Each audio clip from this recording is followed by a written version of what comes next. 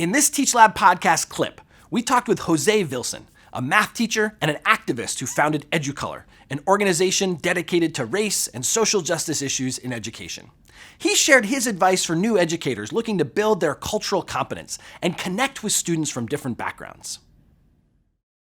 You know, it's the easy thing is to say, oh, like go to the corner store and hang out. Just take a whiff of what it feels like to be that child.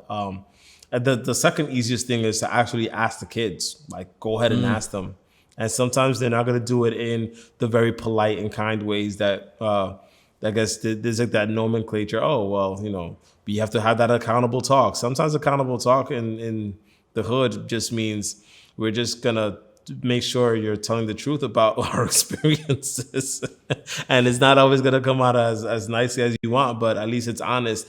I think for me too, what I found real nice is like being able to just sit there and listen, not just to the people who you consider like at the teacher or the principal, but also the custodians, the guidance counselors, the school staff, the professionals, the lunch folks, whoever it is that you feel like you have access to. Those dialogues can be really powerful. I thought, you know, but for me, I'm fortunate because I did grow up in the same neighborhood. So for me, it was just very much like, okay, so you're from this background, great. Like I have the similar background. Let's talk about what that looks like. What do you eat? Where do you hang out? And then, you know, lo and behold, they just start revealing, like they become super honest very quickly.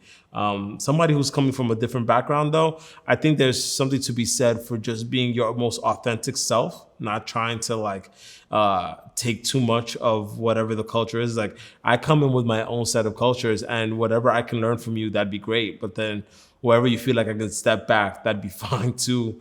I think those all that I guess people call that intellectual humility, but I guess I'm also calling it cultural humility, understanding that maybe you're just because you're coming from a culture that perhaps is more successful, more affluent, whatever have you, does not mean that your culture is better. It's just different. There's different nuances that are at play.